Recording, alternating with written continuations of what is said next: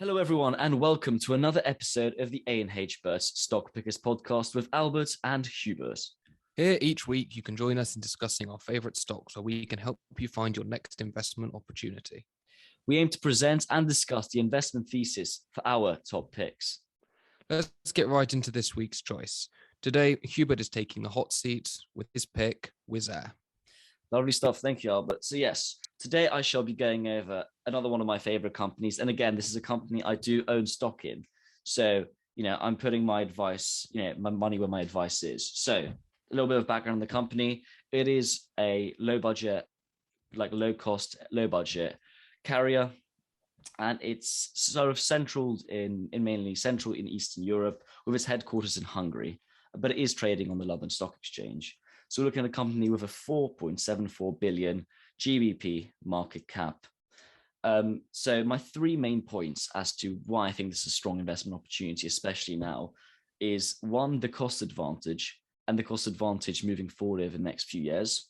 Secondly, I think it's in a really good position to handle any sort of choppy periods potentially coming over the next year or so. And finally, I see it as a story of long-term growth. So yes, this is one of the pitches what I'm going to be discussing, what I think is actually a really good long-term growth stock. We've discussed value, we've discussed fundamentals, but here I think this is a real growth potential. So on to my first point. Let's start with what actually makes WizzAir special. And I believe that is its superior cost advantage. It's able to have one of the lowest costs per item of revenue, per seat sold out of pretty much all the other airlines, making it one of the low cost carriers. And a quick few reasons why they're able to do so is, first of all, they have actually managed to squeeze in the most seats into their planes. They've reduced their legroom to 28 inches, whereas most other places just do 30, squeezing in actually quite a few more rows doing so. So they're able to squeeze in far more passengers per flight. They fly to far more remote locations, slightly outside of big cities. And a big part of it is they only operate on the A320 models of planes, which is actually a fantastic advantage because it reduces the time and effort they need to train their staff. And it also makes their staff very, very capable and specialized in adapting between the different A320 models. Now, if you're familiar with Ryanair, who's probably the other name that springs to mind when it comes to low-cost carriers, they also seem to do a very similar thing. While not using A320s, they usually use a variety of Boeing planes, but things seem to be very, very similar. So why do I think Wizz Air should get the trophy when it comes down to cost advantage, despite the fact over the last few years, they seem to just fluctuate in terms of low cost between the two of them? I think it's fundamentally actually an ESG point we're going to be seeing.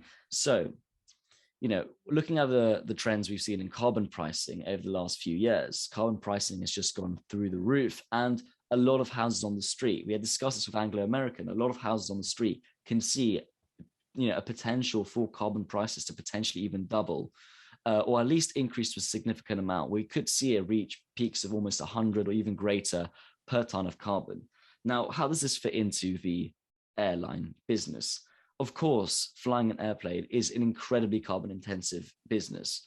But the real play here is Wizz Air, from their last annual report, just seems to boast of the fact it is actually the most, or I guess the least carbon emitting airline of the bunch, even better than Ryanair.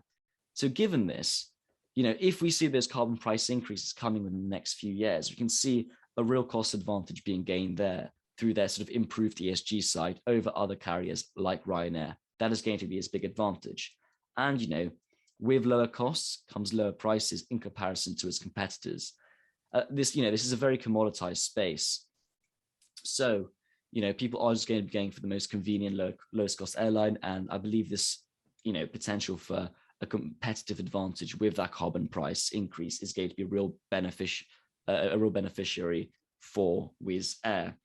And just a figure, to highlight this, because Wizz Air, unlike Ryanair, leases their planes. They don't outright buy most of their planes. They lease most of them, which actually means they can quickly and effectively update and upgrade their fleet when they need to, which means they have the most efficiently carbon emitting planes available, with an average lifespan of an airplane currently on their sort of fleet is about 5.4 years. which compares to an average of 8 for Ryanair. Yeah, so you've talked about how the cost model for WizzAir sets it apart from its competitors like Ryanair. But looking at from the consumer's perspective, what sets WizzAir apart from competitors like Ryanair?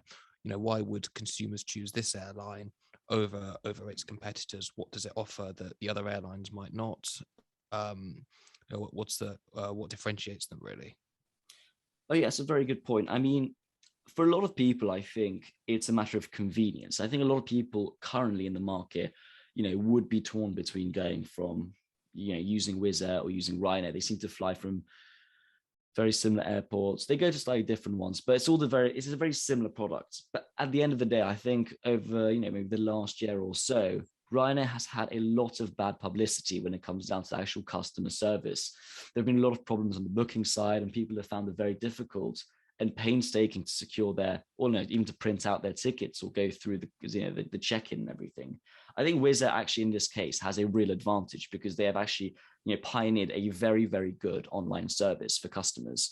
They've got a mobile version as well, which enables customers to use virtual tickets, which is something quite new for the airline industry. While it has been successfully used for trains now, pretty new for the airline industry, and has like an element of convenience. I think the whole model of Wizz Air is a story of convenience and simplicity, while Ryanair seems to be complicating their business model even more now, introducing different tiers of flights. Wizz Air just has one simple seat, one tier of seats, keeps everything as simple as possible for the consumer. And I think fundamentally that's why they're going to fly Wizz Air. Plus, the A320s are slightly nicer planes to fly on than the Boeings Ryanair uses. Yeah, that's a good point. I mean, Ryanair is notorious for issues in the booking, for overly complicated booking systems, and for being just generally difficult for users.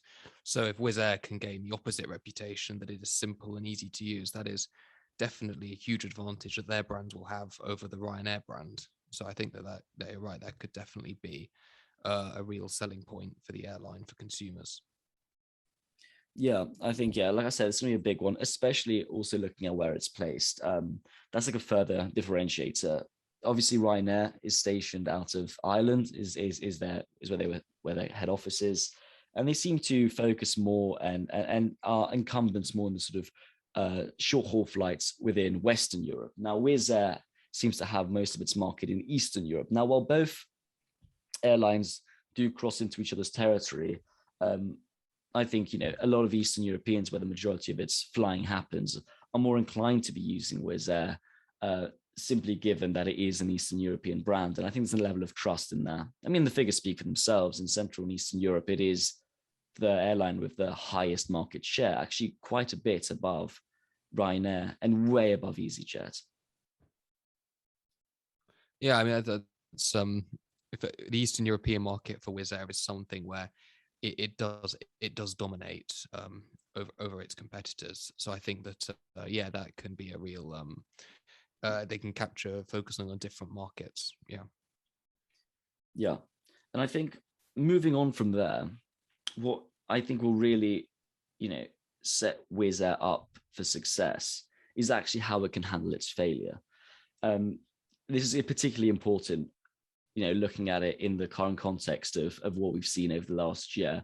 Let's just do a quick background on some revenue and some earnings figures. If we were to look at Wizz Air revenue in terms of revenue growth over the last 5 years, we've had some exceptionally good revenue growths. We're looking at revenue growth year on year in sort of the high teens to low 20 figures year on year. But if we were looking at the last year for 2021, the last fiscal year, we saw a 73% decline in revenue. And a very similar story comes in the EBITDA. Again, we've been looking at actually quite decent, like double digits EBITDA growth year on year for the last 5 years. But then when we look at 2021, again, we see quite a big decline there as well. It did go into negative earnings over the last year, but that is expected. Now, comparing that to something like Ryanair, we see similar stats going through, good levels of growth, decent double-digit growth in revenue and EBITDA. But my point here is going to be about how well they survive periods of hardship. And revenue fell by 80.74% in 2021, which is greater than the 73% we noticed for Wizz Air. So already we can see they do handle these failures slightly better than its most immediate competitor. And reasons behind that. First of all, WizzAir is in a fantastic position still. They were in a great position last year, and they're still in a great position. They have over 1 billion in just pure cash liquidity, which is exactly what they need to be able to handle their current liabilities and anything they need to sort out if there is a period of really low EBITDA, if there is a choppy winter period, which of course we have to bear in mind is a risk. There is a risk of COVID kicking back in the winter, as we discussed with Spoons last week. And also, let's be honest, airline hasn't quite picked up as much as we wanted it to this year. That's probably largely due to the fact that people just don't have the confidence in flying due to the COVID vaccination and the isolation restrictions we're seeing over Europe. But so on that, how does WizzAir's liquidity and general preparations for choppy periods ahead, how does that compare with their competitors like Ryanair? Okay, so on that point, we were looking at companies who are quite similar, but if we're to look at actually the balance sheet of these companies, the main thing to note is, first of all, Ryanair is a larger company. It is a far larger company, so we'd expect it to actually have a lot more cash. But the real thing you have to compare it to is actually how it faces its current liabilities. So for WizzAir, we're looking at a sort of, the total current liabilities of WizzAir are 1.3 billion, whereas the total current assets of WizzAir are 1.657 billion. So they are actually positive on their current assets over their current liabilities. That is that, cash and cash equivalents they have in liquidity right now. So they're in a great position to deal with any current liabilities. Ryanair, on the other hand, also does have quite a lot of current assets. But if we look at its cash and cash equivalents, which is 3.55 billion, which seems a lot more, when compared to the total current liabilities right now, we're looking at something around 3.638 billion. So, they have a lot of current assets, but in terms of pure cash, it seems that WizzAir is actually slightly better positioned versus its current liabilities than Ryanair. That would be the key point on this. Yeah, so it seems like it's in a much better position to handle a significant drop in revenue if that does come to pass, either this winter or further into the future. It seems like they're in a much healthier position. Yeah, that's the main point. The difference is between the cash equivalents and cash versus current liabilities, and Wizz Air certainly looks far better than Ryanair. And taking this a little bit further, what's interesting is actually sort of the breakdown of the business and client base of of Wizz Air. Interestingly enough, when we think about these airlines, we think predominantly holidays, which seems to be a big part of travel and revenue source for airlines. But during the winter periods, it seems quite interesting that Wizz Air's one of their largest sections of revenue doesn't actually seem to be holiday travel, but more business travel. But people move, flying back home. A lot of immigrants use Wizz Air to fly back to Central and Eastern Europe to visit their families over Christmas. So whatever the situation COVID-wise will be in terms of longer isolation periods, or lack of confidence in going on holiday, I can guarantee you, and I've being Polish myself, I know that Polish people here are definitely going to be going home for Christmas, whatever the circumstance. I can, that should be seen across Central and Eastern Europe because the Christmas holiday is very important. So I think that area of the revenue will still stay pretty strong even over a choppy winter period. And I just don't think that's the case for Ryanair, given its far more Western European focus. Okay, so one of their main markets is, as you said, migrants traveling to and from their home countries, countries of origin. Do you think that as falling numbers of Eastern European migrants come to the UK, this could represent a challenge for the company? Potentially one of their core markets may decline. And if you think that this will happen and that market will begin to shrink, do you think that their other markets can make up for a potential shortfall in revenue? Certainly. What we're expecting to see is, I think this section of the market will remain relatively strong for a while. Yes, we are seeing a decrease of Eastern European migrants come to the UK. I mean, I've certainly seen in myself a lot of family friends have moved back to Poland. But that being the case, there are still a great number of Eastern European migrants in the UK who will be flying back, even if this proportion of the revenue over the holiday periods does decrease. We still have a substantial amount. In terms of future growth, the actual holiday side will be growing. I'm going to be moving on to this in my next point, but I just do think there are a lot of, there's a lot of scope for the company to grow into new markets. And I just do think the market size is going to be a big one. The majority of the growth of the company has actually been through market growth. And given their position in Eastern Europe, those regions are beginning to go on holidays far more. So while the center of revenue of, Western country migrants going back to Eastern Europe and then back again during sort of holiday periods might slightly decrease, that should certainly be picked up by an increase in wealth and holiday expenditure by the Eastern Europeans within Eastern Europe flying out on holiday.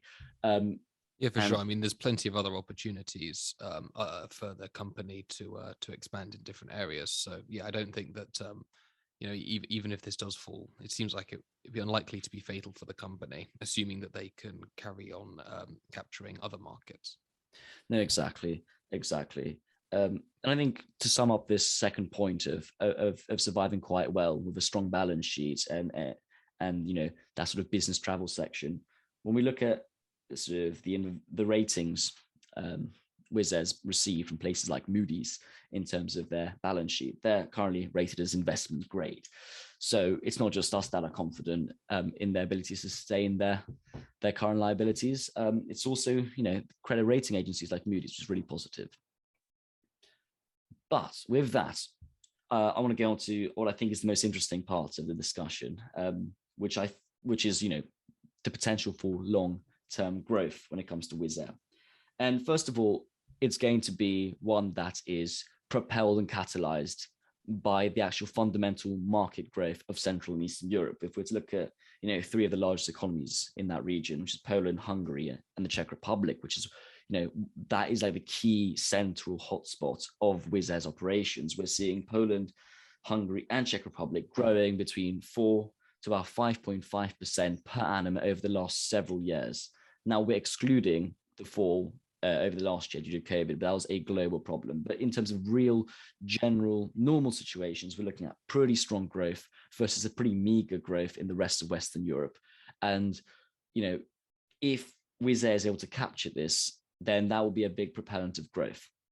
With incomes going up in these regions, we expect a far greater propensity of to fly. It's already quite low. So we're looking at in these regions of Central Eastern Europe currently, there's about a 65 to 70% lower propensity to fly than Western Europe. And we expect this to increase as people get far richer.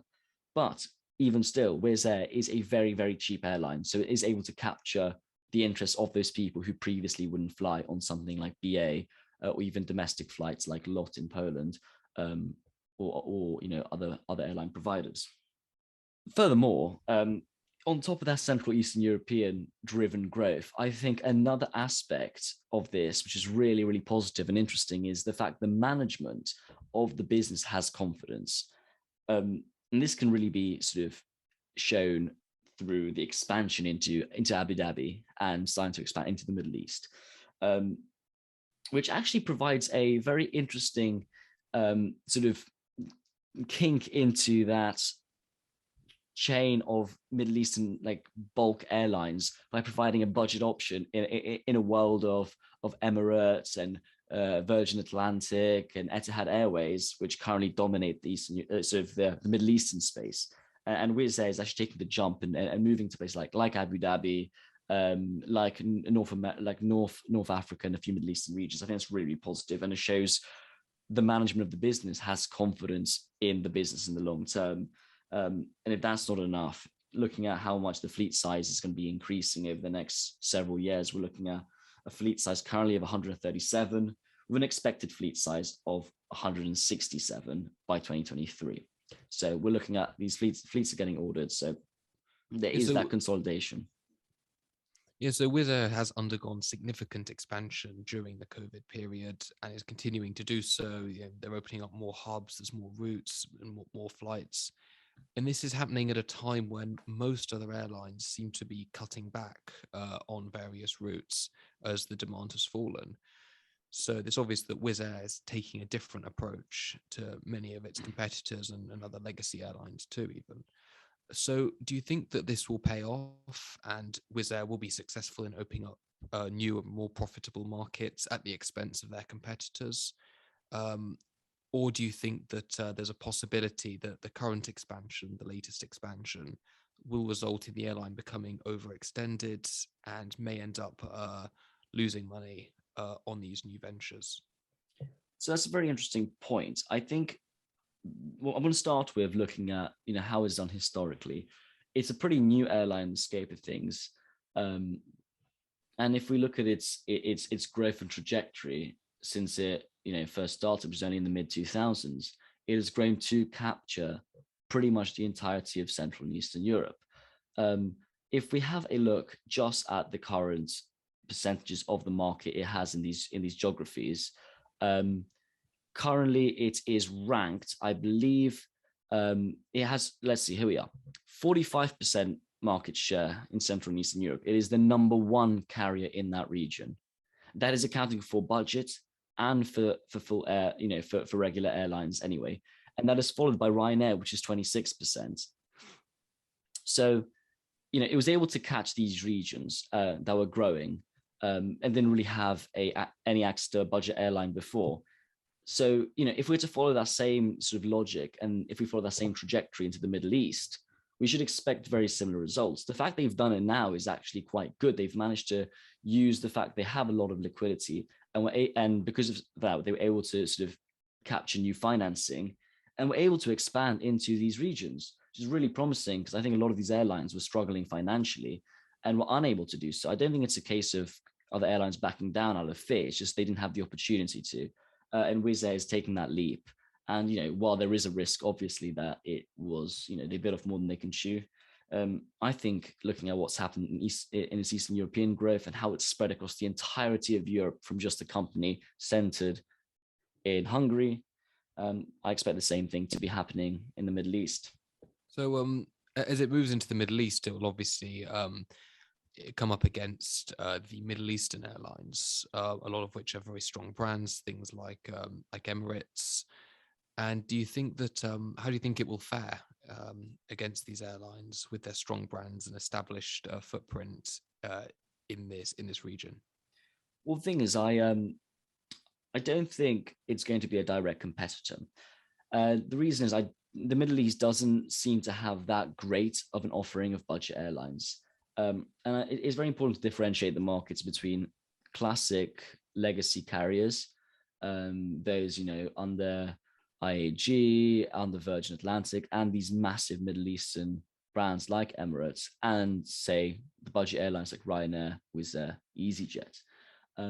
Given that there is not much of a low carrier space in the Middle East, I don't think it's going to have much trouble when it comes to competing.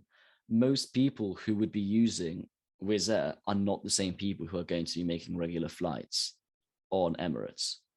So if anything, it's expanding the market, if not compete. It's not competing in the market. It's just opening up a new gateway in that market for a different type of customer. Yeah, I suppose that's true. I mean, the image of most of these Middle Eastern carriers is one of luxury, and you pay for this luxury. Whereas WizzAir is very different. They're very much the cheapest on the market. So I think that there's their brands are not, it's not the same market. So I think there's a strong possibility that they fare quite well since they're not competing directly with these established carriers in that region. No, exactly. And to consolidate my analysis, if we look at analyst estimates as well, if we're looking through like Bloomberg data, in terms of just the revenues, I think that'd be a pretty good measure for how much, how they expand and grow their market. We're looking at a consensus estimate roughly of around a revenue reaching 3.755 million, so about 3.755 billion, by 2023. Now, at its peak before, it reached 2.76 billion in 2020. So, even the consensus thinks it's going to be a massive recovery and a big sort of further growth by 2023 already. So there's confidence from analysts themselves as well, which I think backs up the point. And a little final thing to just touch in.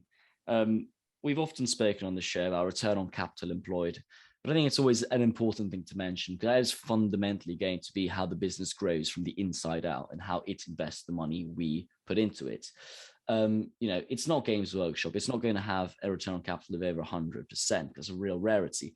But, within the sector it's in, it's got a return of capital employed, according to its last annual report, of around 20%, which I think is really, really strong. And, the fact they have made investments over the COVID period should actually pay off quite well with their return on capital.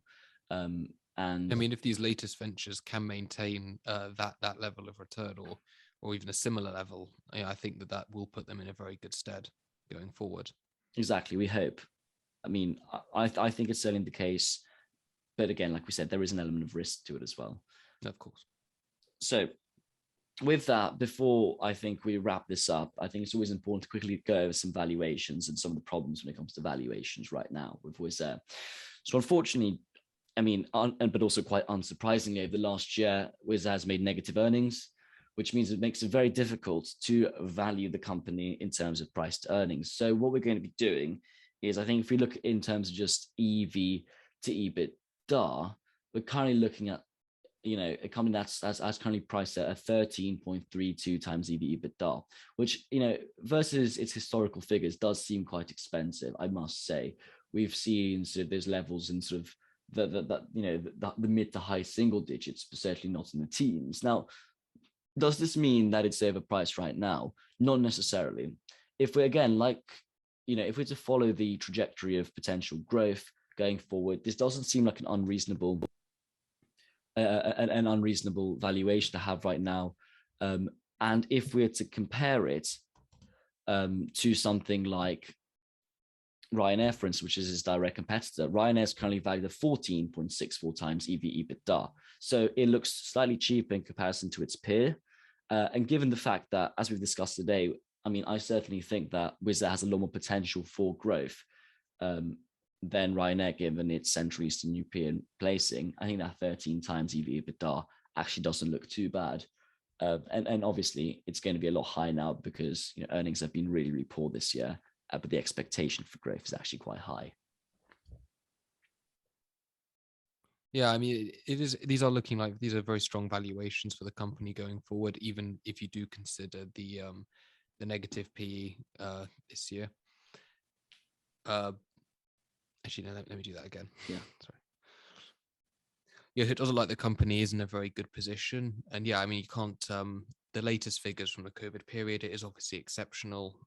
So you can't get too worried about the negative earnings, especially for the travel sector. So I think that their financials are looking good.